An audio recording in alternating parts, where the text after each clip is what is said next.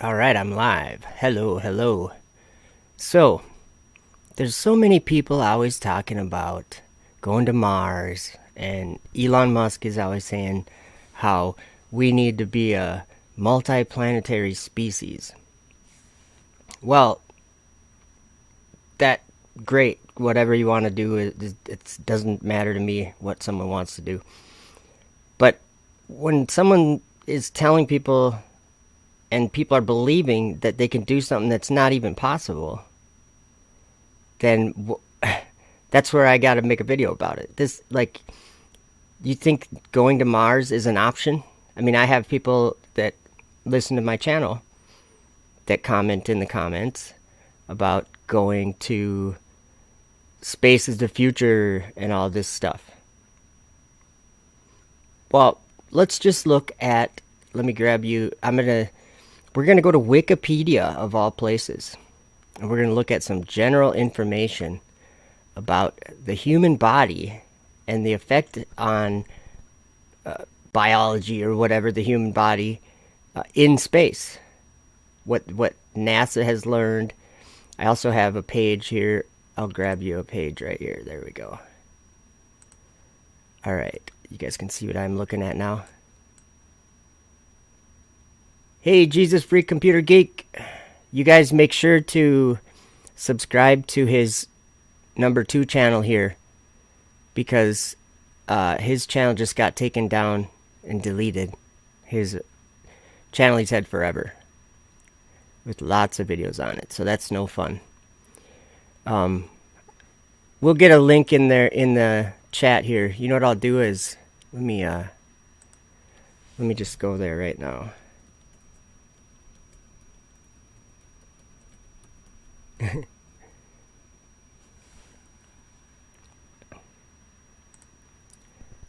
Oh yeah, I just clicked just for fun. Here, let me show you. Not for fun, but I'll show you what I did. I just Googled it and then I hit this right here. We'll have to do this, I think. I'm guessing, is it II or is it? You know what? Somebody will either get a link for it or whatever. But YouTube's not receiving enough video. I don't ever get what that. I'm not even showing a video. I have an image up. Well, I guess I'm showing a video of my screen.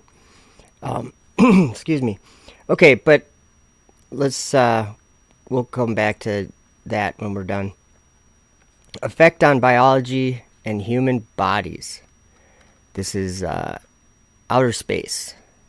Can you guys see that? Let me make sure that I have that right. Okay, you guys can see that. Outer space. So there's a couple interesting things that I wanted to point out in their article here about outer space. They're very interesting. I think the formation and the state. Let me see, where was this? Environment, here it was. Okay. Outer space is the closest known approximation to a perfect vacuum. It has effectively no friction, allowing stars, planets, and moons to move freely along their ideal orbits. Did you hear what that just said? Stars have orbits? That's cool. I agree. Stars do have ideal orbits. It's called laws. They have laws that they have to follow. But anyway, that was one thing I noticed. And then I noticed another thing about solar wind. Wind. Where was I reading about the wind? Maybe that was on NASA's site. Let me just skim this. Environment. Solar wind, that was interesting to me, just because it said wind. But this we're going to focus on the human body. Can we go to Mars? Like really, can we go to Mars as human beings? Well, let's just read this. And forgive me if I skip some words or say blah, blah, blah. That just means I don't know how to pronounce it or read it. like this word right here, Ribidopsis thelana. I might just say that word, those words, okay, just for an example. Despite the harsh environment, several life forms have been found that can withstand extreme space conditions for extended periods. Oh, okay. What about the human body? That's what I'm more interested in. I don't care about whatever microbiology or whatever. Okay, let's see. Okay, it looks like it starts in the second paragraph here. By the way, I have coffee that I just made. It's pretty good. Okay, I just had to take a drink of it. Even at relatively low, I'm starting right here. Even at relatively low altitudes in Earth's atmosphere, conditions are hostile to the human body. The altitude where atmospheric pressure matches the vapor pressure of water at the temperature of the human body is called the Armstrong line, named after American physician Harry G. Armstrong. I'm going to start laughing in a little while, you guys, because of the stuff that we have to read. Just wait. It is located at an altitude of around 19.4 kilometers, 11.89 miles, at or above the Armstrong line. Fluids in the throat and lungs boil away. Okay, hold on. Remember that we're talking about going to Mars. Mars, which is a luminary, a light in the sky. Literally. An angelic luminary. A spiritual entity. Okay? Mars. Not a good entity. Not a good angel. Okay, I'll keep reading. I'll keep my opinions out of it. Okay, we'll start right here again. At or above the Armstrong line, fluids in the throat and lungs boil away. More specifically, exposing bodily liquids such as saliva, tears, and liquids in the lungs boil away. Hence, at this altitude, human survival requires a pressure suit or a pressurized capsule. Out in space, sudden exposure of an unprotected human to very low pressure, such as during a rapid decompression, cause pulmonary barotrauma, a rupture of the lungs due to the large pressure differential between inside and outside the chest. Even if the subject's airway is fully open, the flow of the air through the windpipe may be too slow to prevent the rupture. Rapid decompression can rupture eardrums and sinuses. Bruising and blood seep can occur in soft tissues. And shock can cause an increase in oxygen consumption that leads to hypoxia. As a consequence of rapid decompression, oxygen dissolved in the blood empties into the lungs to try to equalize the partial pressure gradient. Once the deoxygenated blood arrives at the brain, humans lose consciousness after a few seconds and die of hypoxia within minutes. Blood and other body fluids boil when the pressure drops below 6.3, whatever that is, and this condition is called ebulism. The steam may bloat the body to twice its normal size and slow circulation. And you guys, I gotta let you know that I'm a person that, if I cut myself, it's not so bad. Like, if I've gotten some bad cuts before that have bled bad, and it's okay when it's me. It doesn't make me feel queasy. But when I see someone else bleeding, I feel like I'm gonna faint. I feel like I'm gonna pass out. And my dad had a bad cut one time on his wrist, way when I was a lot younger, and it was bleeding bad, and like he probably should have gone in but never did. And I had to. I don't remember what the story was, but I ended up helping him clean it one time, like to rebandage it. I couldn't handle it.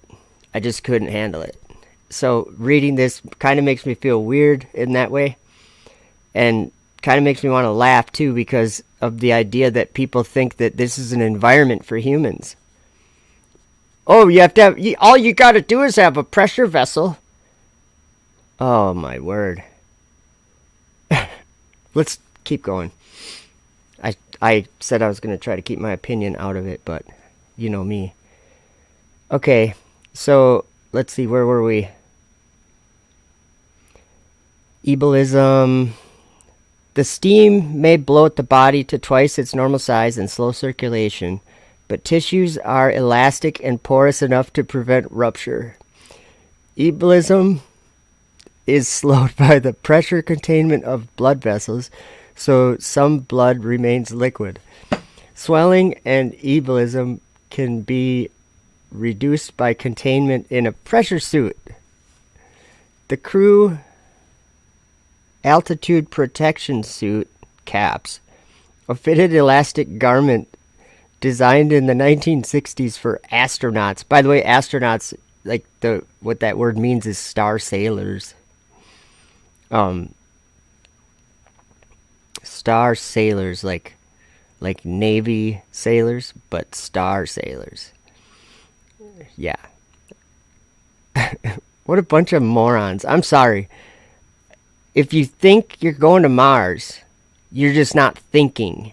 If you think humanity's going to have a civilization on Mars or on the moon or something, you're off your rocker, and you're living in a totally fake world that doesn't even exist. There isn't even a solar system. Look up at the sky. That's what the sky is. We only live on the Earth, guys. They've got too many people fooled, thinking, oh, well, we got a space station, and they had 12 people went to the moon. Even if 12 people actually went to the moon, and even if they actually have 3 or 6 people living on the space station, how are you going to get there? How's the civilization going to do it? If it takes all the governments in the world to have a space station in low Earth orbit, 250 miles above the Earth, woohoo! And we're going to be star sailors? Okay, keep dreaming. Okay. I keep losing my place because I keep kind of just going off. I don't understand this thinking anymore. It's science fiction, guys. All of it. Okay, swelling and ebulism, I'm right here, can be reduced by containment in a pressure suit. The crew altitude protection suit, fitted, blah, blah. Okay, it was designed in the 60s. Prevents ebulism at pressures as low as 2, whatever that is. What does it say that is? I don't know what kPa is.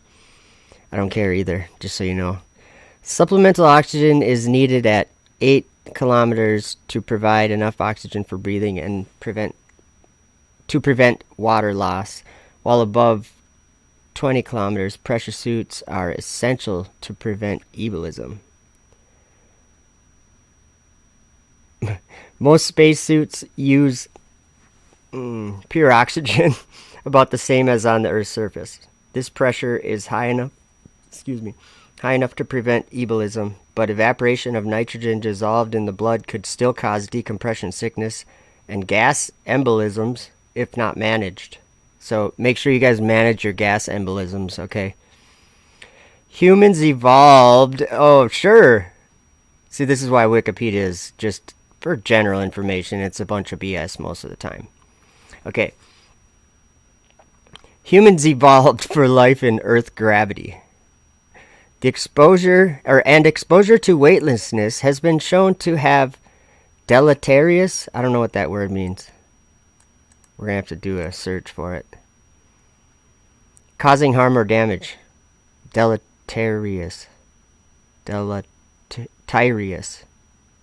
I don't know. Deleterious. Okay. I'm working on my vocabulary, guys.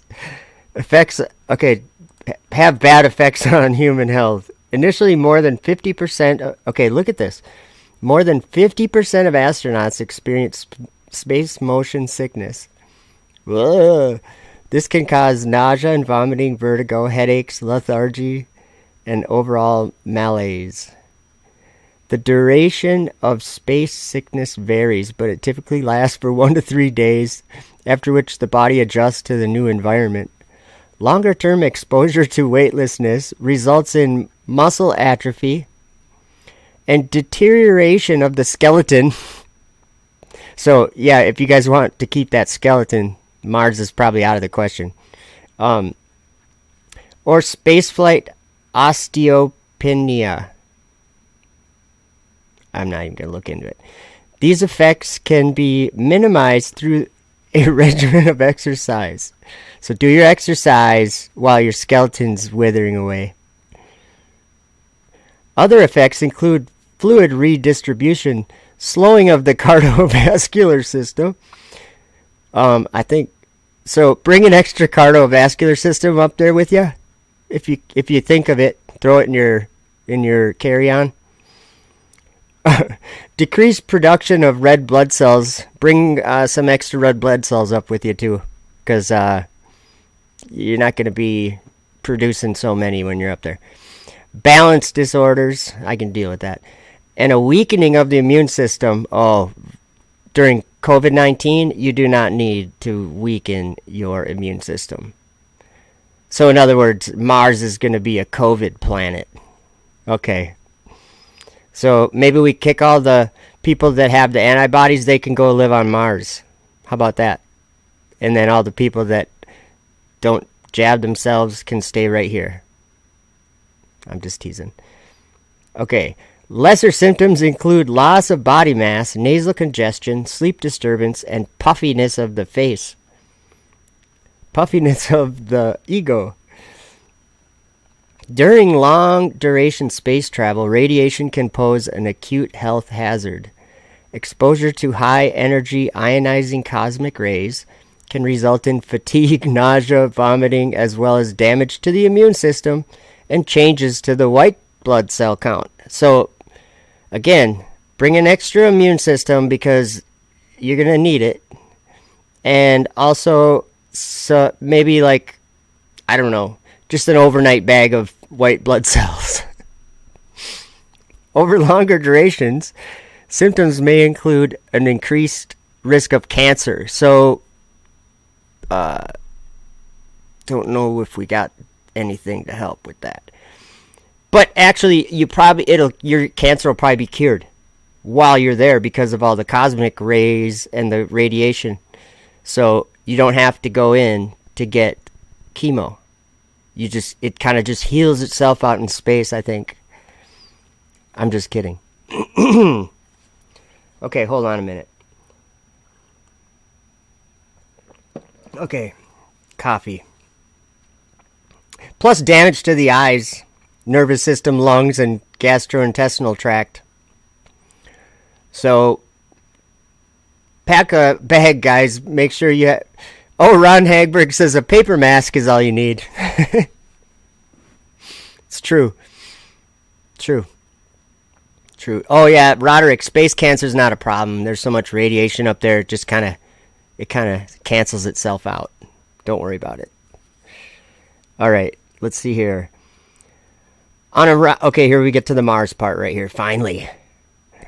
On a Mars round-trip Mars mission lasting 3 years, a large fraction of the cells in an astronaut's body would be traversed and potentially damaged by high-energy nuclei.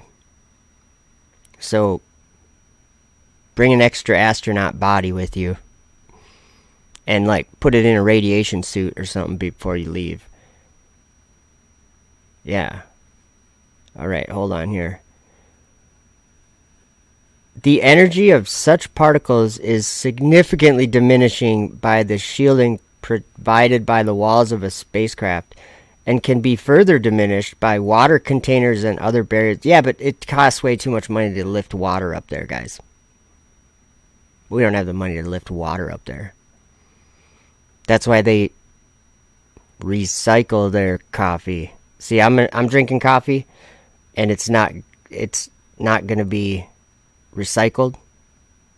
It's just gonna be it'll be gone. You know what I mean?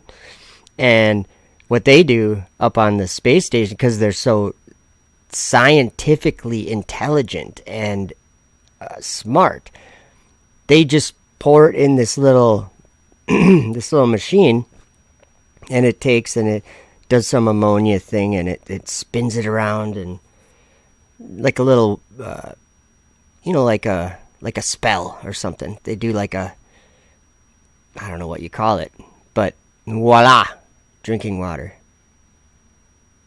How's that for smart? They even say it doesn't even taste anything other than, they say it tastes just like drinking water. I think that you don't have taste buds in space. That's what I think. And I think it's really not healthy to be doing what they're doing. We worry about bottled water down here. Oh. Okay. The impact of the cosmic rays upon the shielding produces additional radiation that can affect the crew. Further research is needed to assess the radiation hazards and determine suitable countermeasures, except for Apollo missions. Because, those guys lived to ripe old ages, right? So many of them still alive, I think. Probably quite a few of them. Geospace, cislunar space, interplanetary space, interstellar. You know what? You guys really know what space is? Okay, there was another article I was reading. Let me look at my other laptop and see, because that's where I was actually searching for everything. And then, so, let's see here. It's the same article. Boundary. We have to look for where it says boundary. That's what I was reading.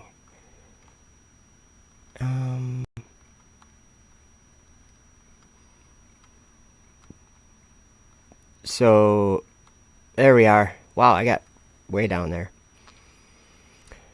Okay, let's read about the boundary. This is the boundary of, I don't know what.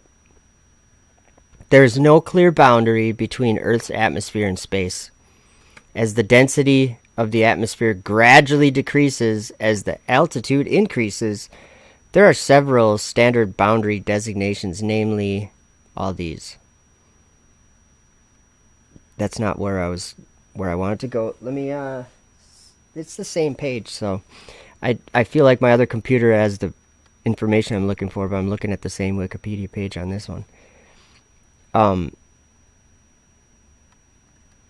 Earth orbit, that could be an interesting one. Something about the solar wind. I can't remember where I was reading it.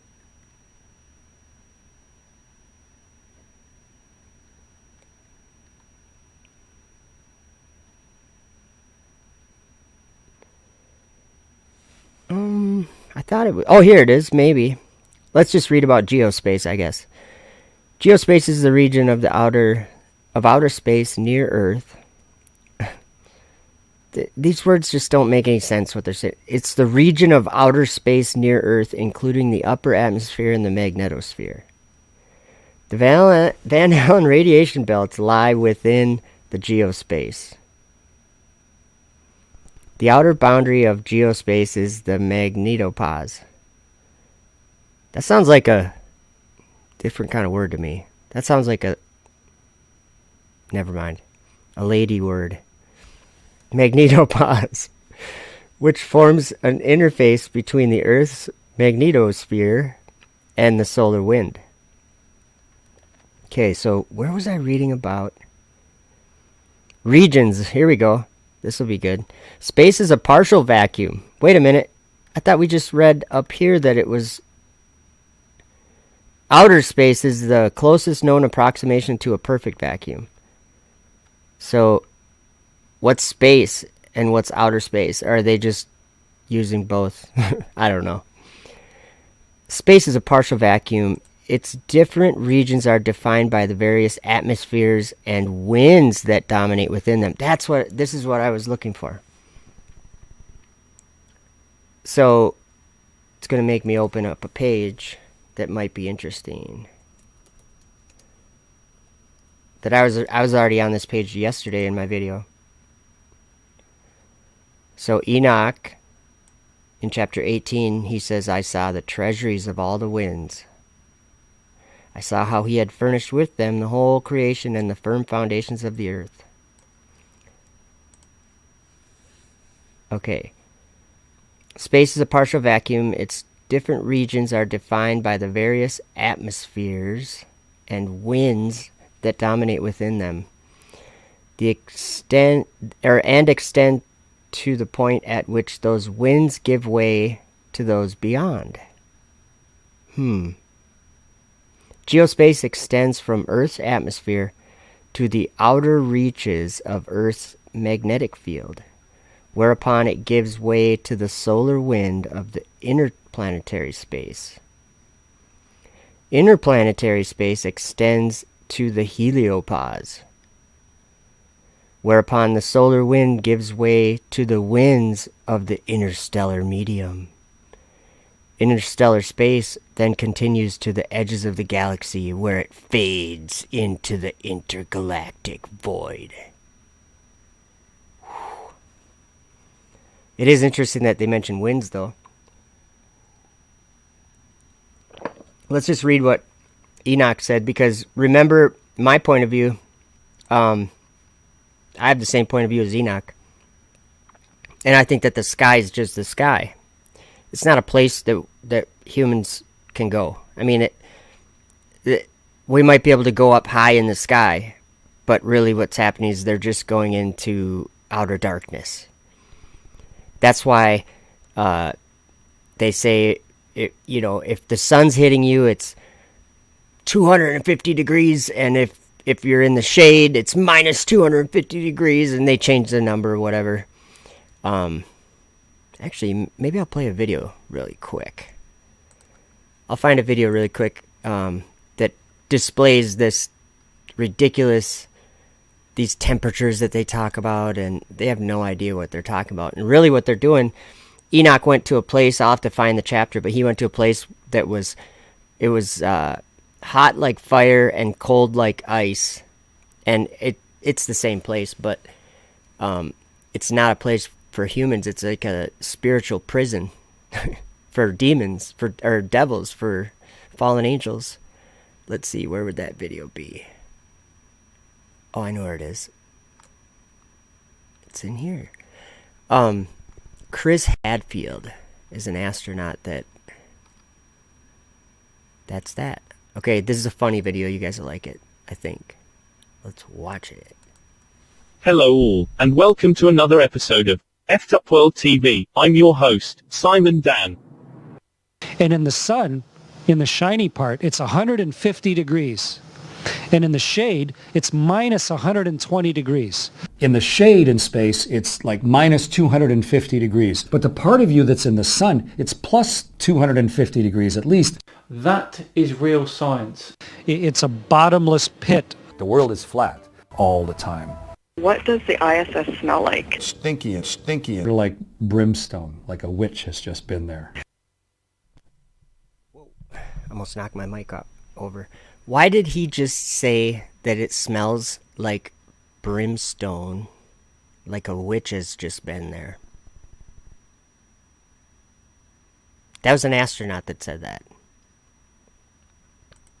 Oh, you can smell a little roast beef. When we first docked with the shuttle, there was a noticeable smell, but... Oh yeah, so I have actually this video. I have one called, I think I called it Interstellar or Intersmeller Space. So here's my question. My question for anybody. With what we were just reading about outer space, let's see here. about geospace and about how it's a near perfect vacuum and all these things, how does it have a smell like brimstone, like a witch has just been there? How does it smell like spent gunpowder? How does it smell like these things? Let's watch this video. It's like, I don't know, I made it just recently, but let's watch this and try to contemplate what they're talking about. It makes no sense, because if there is a vacuum, it's not going to have any smell at all. Tim Pack said it right, the dragon's breath.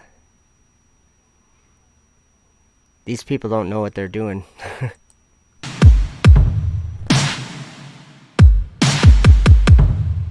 And then as soon as they wanted to open the hatch, the cosmonaut and astronaut who were with me told me, "Are you ready for the smell of space? Because it's a very unique smell, and this is the only time you can smell it." So I was ready there, and they opened the hatch, and I took a good whiff, and it smelled something like a burnt cookie. And I kept telling them, "It feels weird. It's very People are unique." baking in space. People are baking in space. I like Gen X Coffee House said, could it be the Lake of Fire? Well, since you brought it up, it will be the Lake of Fire. Because as we know, there's waters above. And Enoch chapter 67, we'll watch the rest of this smelly video. And then after that, we're going to go read Enoch 67 and try to make some sense of it. Because that's where it mentions the eternal lake of fire, and it tells us how it's formed, and the astronauts have something to do with that. Scary. I know. When they opened the hatch, did Dragon have that new car smell? It absolutely did. In fact, there was a little bit of space smell in the vestibule, and then when we got that hatch open, you could tell it was a brand new vehicle. Space smell. Things don't smell the same.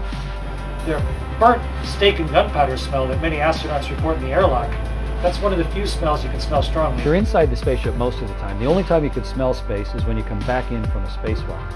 And as you repressurize the airlock and open the hatch, there's a distinctive smell to it. And it smells a little bit like being on a shooting range, like that sort of lingering gunpowder cordite smell. So maybe a little bit like brimstone. That's what it sort of smells. Owen from San Francisco says, "They say that the sense of smell creates the strongest memories for a person. What does the ISS smell like, and what scent do you miss on Earth?"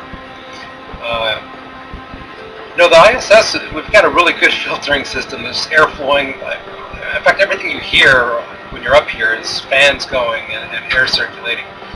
So we're constantly getting a fresh supply of oxygen. We're constantly getting the carbon dioxide scrubbed and all the other things filtered out. So it really doesn't smell, although when we first docked with the shuttle, there was a noticeable smell, but you get accustomed to it very quickly, so I can't tell anything anymore. There's one smell up here that's really unique, though, and that is the smell. We just call it the smell of space, but we experience it when I haven't had a chance to do a spacewalk yet. I'm still waiting and hoping for that. But when other guys did and they came back in, after we repressurized and opened up the volume for them to come back into the station, there's this really, really strong metallic smell. And I don't know exactly what it is. Something to do with maybe atomic oxygen interacting with the suit materials, or we're not exactly sure what it is. It's a very distinct smell, and it's the smell of space. It's really cool. When you come in from a spacewalk, you're surrounded by the emptiness of space. It's sort of like the opposite of air. There's nothing there at all. When you quickly repressurize the hatch and you open up the hatch and you smell, what is that lingering smell from a place that used to be exposed to space? The smell in there is a little bit like that trace of a smell of gunpowder or burnt steak, or sort of like brimstone, like a witch has just been there. It's a cool, lingering trace of a smell. I think what it really is, brimstone, like sort of that metallic gunpowder fired smell, that a witch has just been there.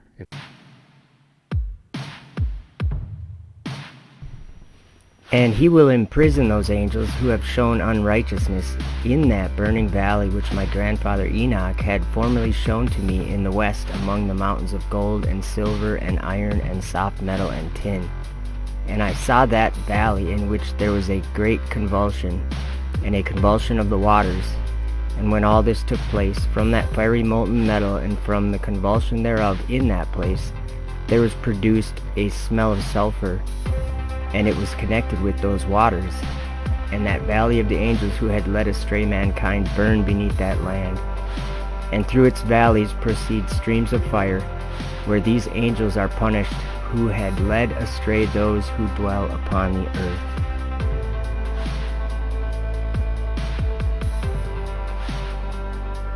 And God said, "Let there be a firmament in the midst of the waters, and let it divide the waters from the waters." And God made the firmament, and divided the waters which were under the firmament from the waters which were above the firmament. And it was so. And God called the firmament heaven. And the evening and the morning were the second day.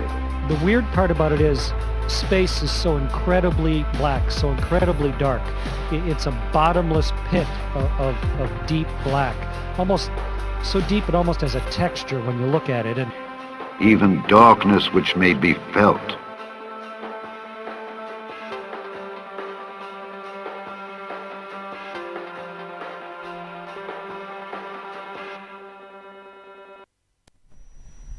So, what did you guys think? So, the Book of Enoch, I guess I forgot that I even read some of it in that video, but I didn't read the rest. I just read 4 through 7, talking about him imprisoning those angels in those waters, where it was in the burning valley. Now, this is Noah actually writing this down. Oh, let me get you that page, sorry. It says, God promises to Noah places of punishment of the angels and of the kings. So this is what I read in that, about the smell of sulfur coming from that place. And it was connected with those waters, and that valley of the angels who led astray mankind burned beneath that land. And through its valleys proceed streams of fire, where those angels are punished who had led astray those who dwell upon the earth. Now, let's read on, and this is where it's kind of interesting. But it's hard to understand. I'm not saying I understand it all. But just keep this in mind. When they do science on the space station, what are they studying? They're studying basically the human body, and they're doing things in zero gravity that they can't do without zero gravity, right?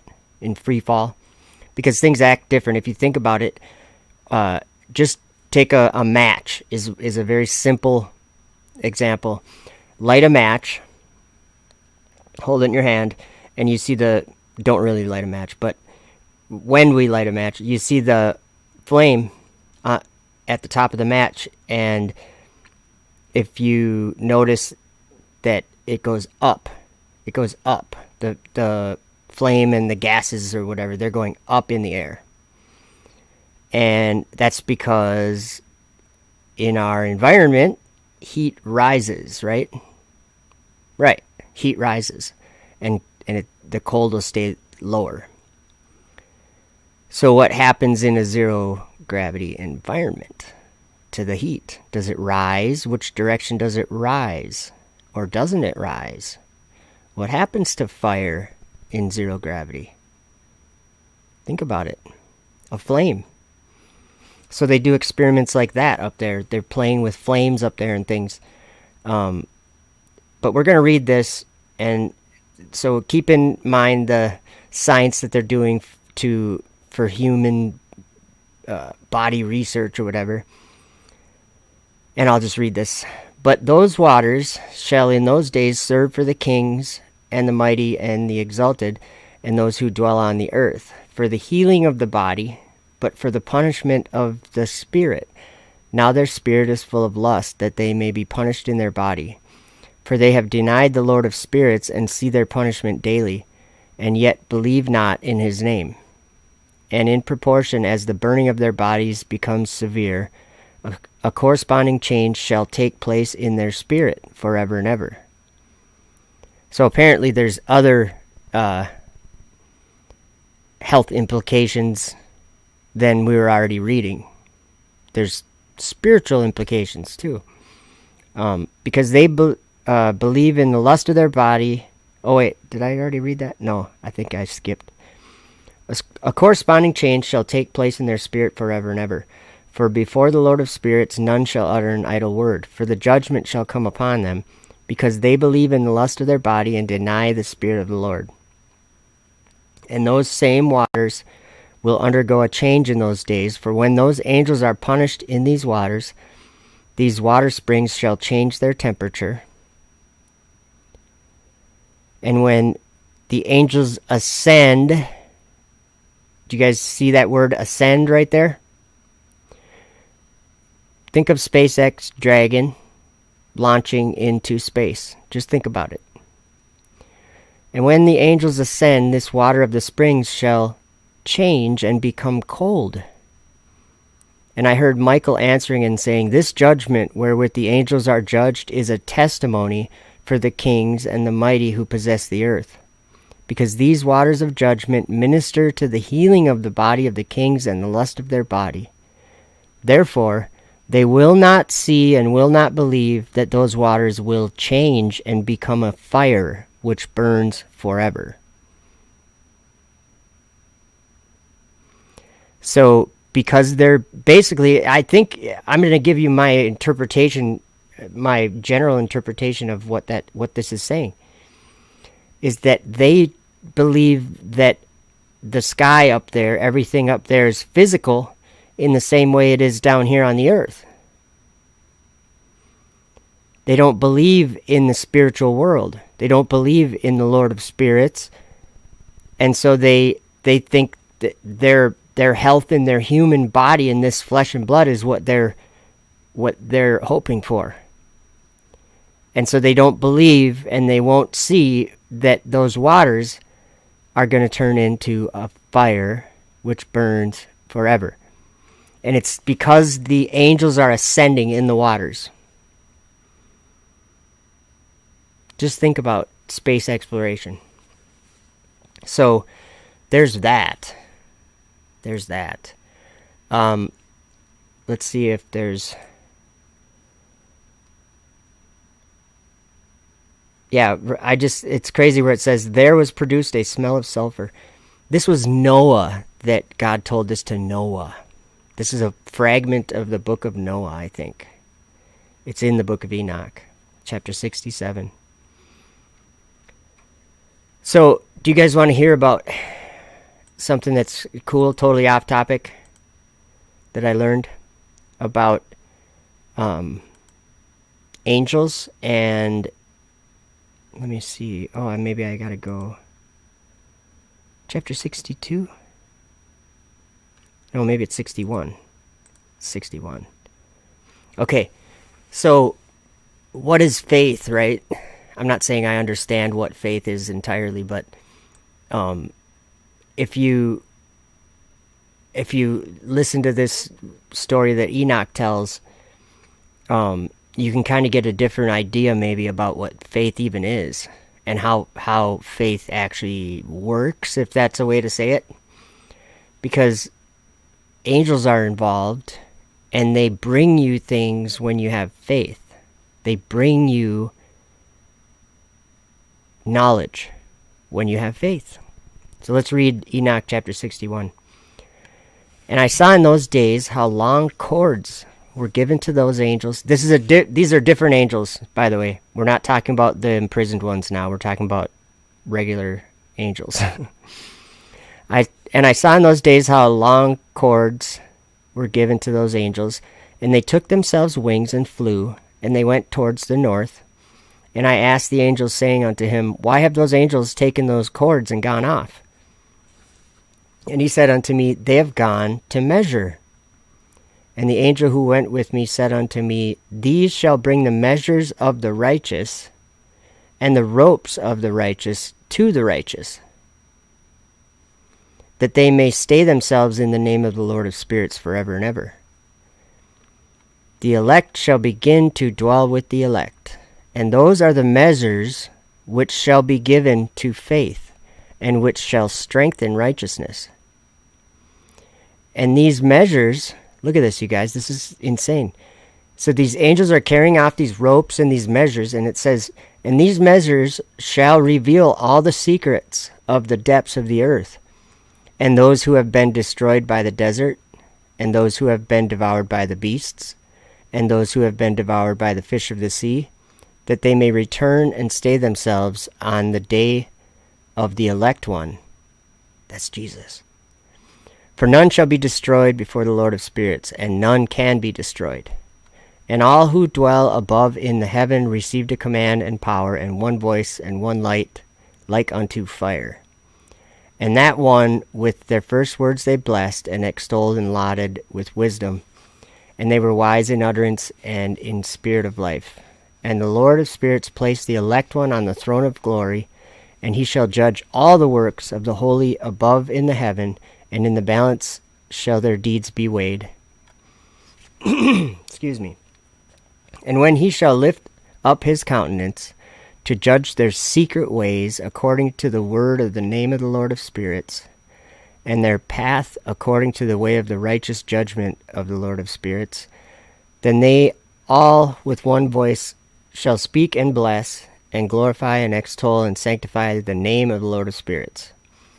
And he will summon all the host of the heavens, and all the holy ones above, and the host of God, the cherubim, seraphim, Ophanim, and all the angels of power, and all the angels of principalities, and the elect one, and the other powers on the earth and over the water.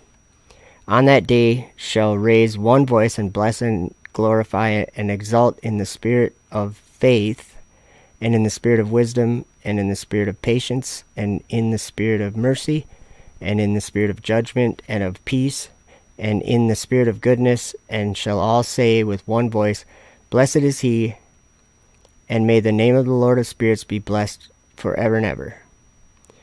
All who sleep not above in heaven shall bless him. All the holy ones who are in the heaven shall bless him, and all the elect who dwell in the garden of life. And every spirit of light who is able to bless and glorify and extol and hallow thy blessed name, and all flesh shall beyond measure glorify and bless thy name forever and ever. For great is the mercy of the Lord of spirits, and he is long-suffering. And all his works and all that he has created, he has revealed to the righteous and elect in the name of the Lord of spirits. So what that says to me is, when you believe what's written in your Bible, basically, if you believe the Word of God, you believe in Jesus, or whatever name you want to call him, what you are, there's something comes along with having faith, like taking a step of faith. Abraham did that. Let's read about it. Is it 11? Hebrews 11?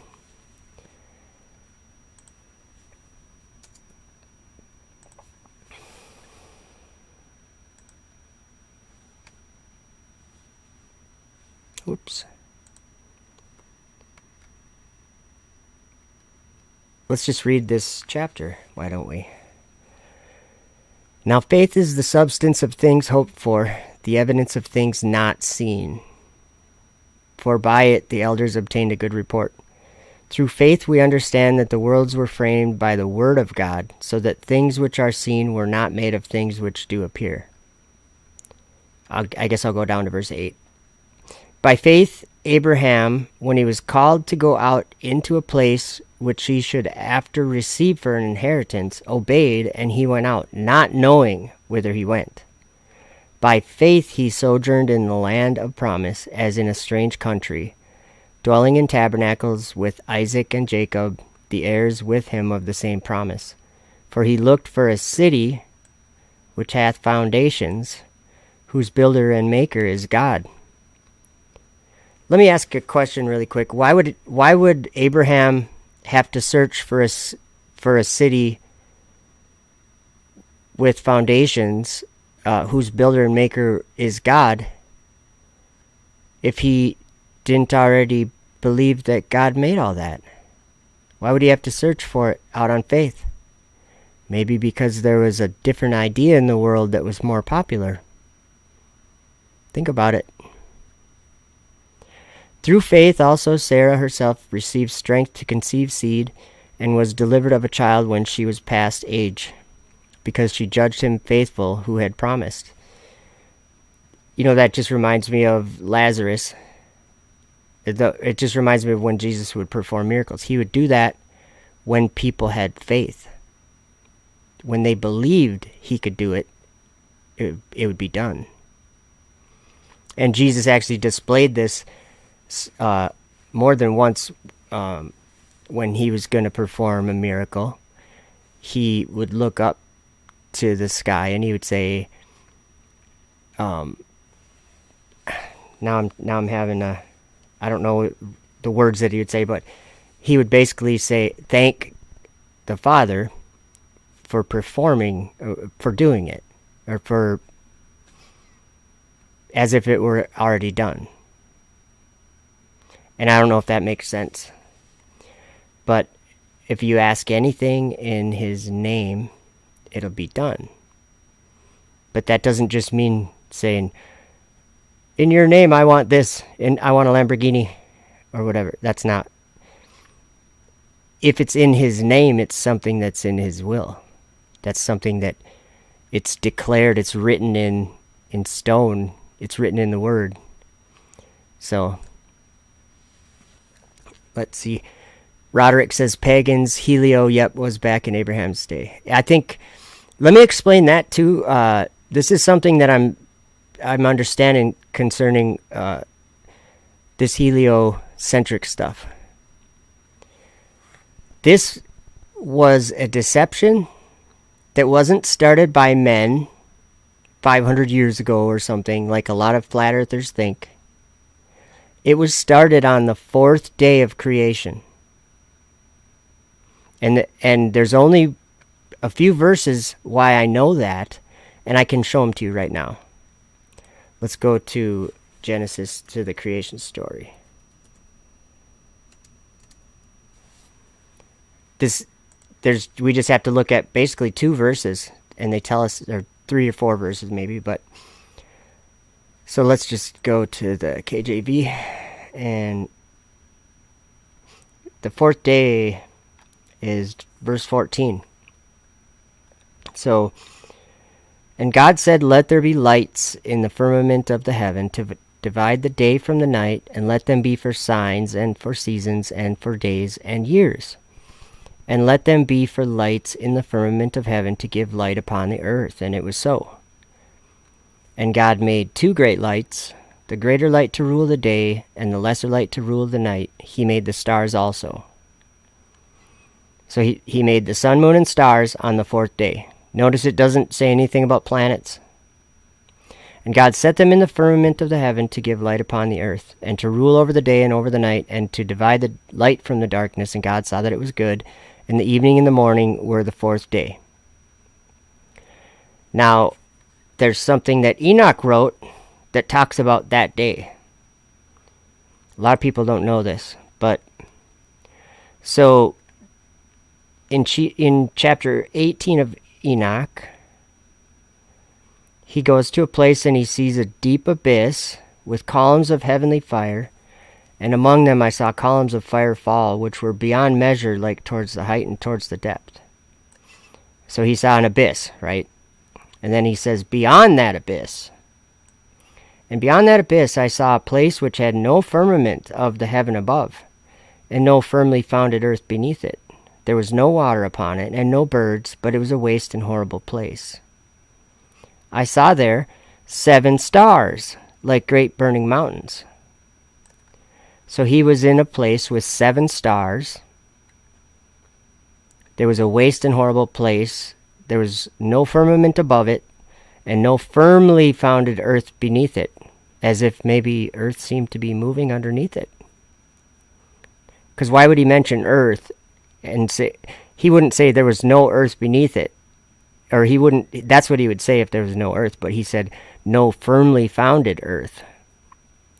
So the earth was maybe moving, since it's not firmly founded. Anyway, to me, when I inquired regarding them, the angel said, "This place is the end of heaven and earth. This has become a prison for the stars and the host of heaven, and the stars which roll over the fire," those are these 7, like great burning mountains. I saw 7 stars like great burning mountains. And he says, "And the stars which roll over the fire are they which have transgressed the commandment of the Lord." When? In the beginning of their rising. It was day 4, guys. We were just in Genesis. And the evening and the morning were the 4th day. That would have been the first day of their rising. And this is what this angel Uriel, that's what he tells to Enoch. He says, and the stars which roll over the fire, they which have transgressed the commandment of the Lord in the beginning of their rising, because they did not come forth at their appointed times, and he was wroth with them and bound them till the time when their guilt should be consummated, even for 10,000 years. Let's verify it with the book of Jude.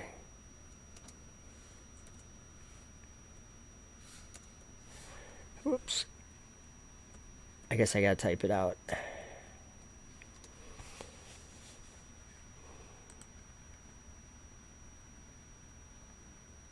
Let's see what the Greek words, I'm pretty sure I know what they say, but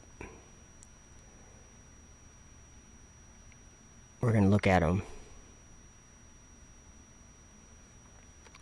Waves wild of the sea foaming out of their shame, stars wandering, to whom the gloom of darkness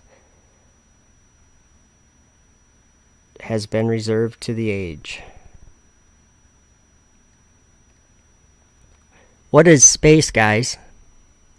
What is Mars? Mars is imprisoned in the gloom of darkness.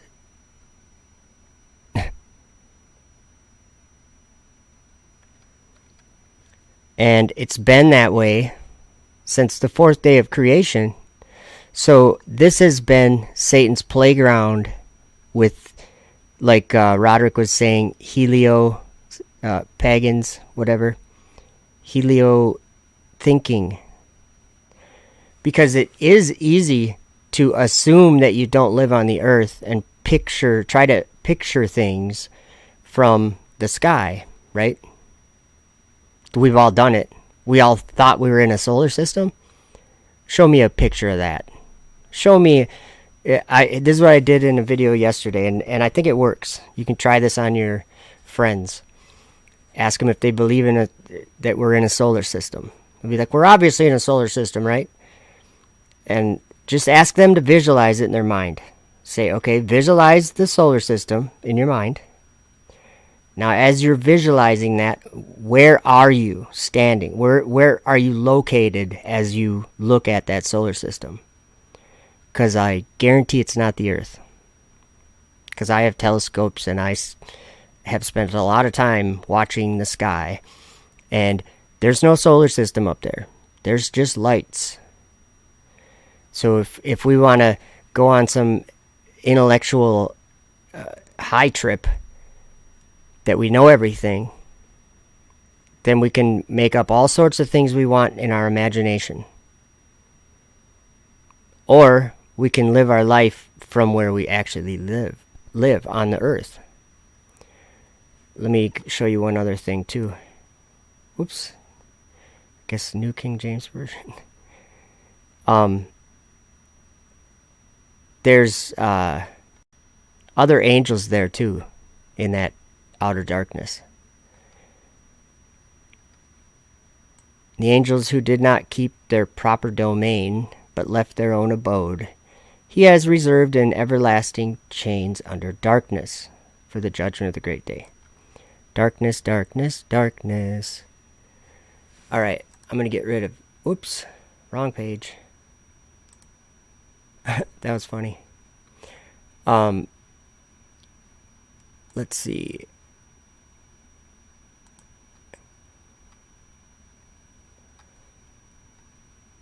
Ooh, do I dare play this?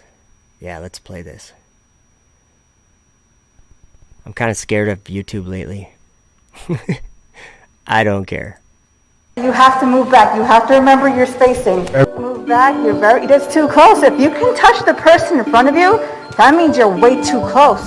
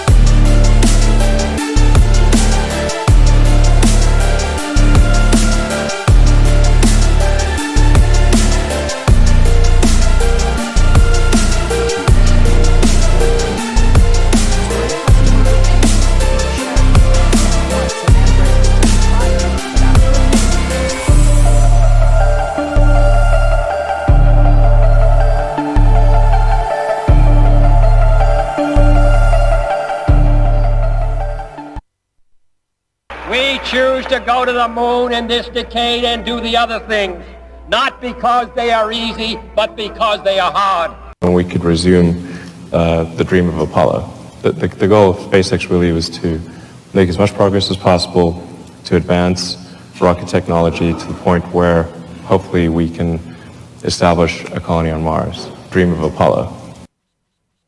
And they had a king over them, which is the angel of the bottomless pit, whose name in the Hebrew tongue is Abaddon, but in the Greek tongue hath his name Apollyon. Apollo. Apollyon. Apollo. Apollyon. And we could resume the dream of Apollo. The angel of the bottomless pit. Apollo. NASA is now embarking on a bold new program called Artemis. Artemis is the twin sister of Apollo, which is the angel of the bottomless pit, and the goddess of the moon in Greek mythology. 50 years ago, we went to the moon. We called it Apollo. What many people don't know is that Apollo had a twin. She was a woman named Artemis, goddess of the moon. It is the stated policy of this administration and the United States of America to return American astronauts to the moon within the next 5 years. Our agency, NASA, is going to do everything in its power to meet that vision. We're proud of what we do here, so come join NASA as we go forward to the moon and on to Mars.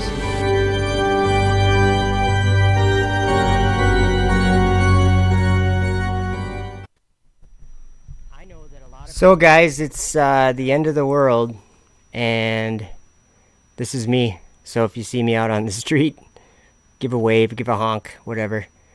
So there's a thing that I feel like I feel like I'm supposed to warn people, but I don't think there's anything anybody could do about it anyway. We've done a bad thing up in the sky. Have you guys heard of Starlink satellites before? Elon Musk is launching them into space. I'm trying to find an image here. I guess I don't have one right there, but well, I guess I got this one, I guess. Okay, they have 1,080 satellites in orbit above the Earth, in the sky.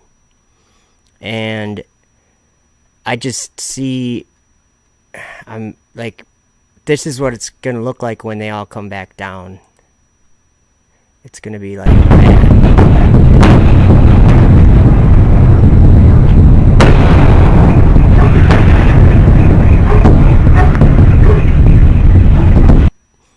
that's a reality that I know a lot of people doubt that that'll happen, but it's something that was already declared by God, because he already showed it to his prophets, and he already gave us many warnings.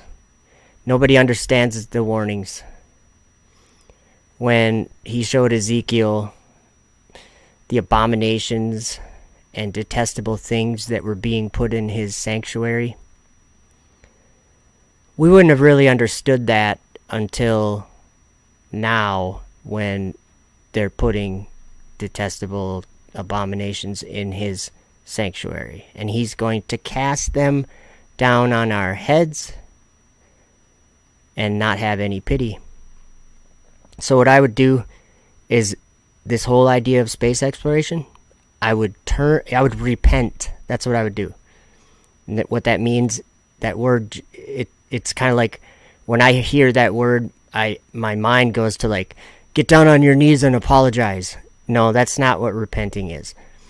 Repenting would be, if you had something in your hands, drop what you have in your hands and do a 180 and start going the other direction. The complete opposite direction that we're going now.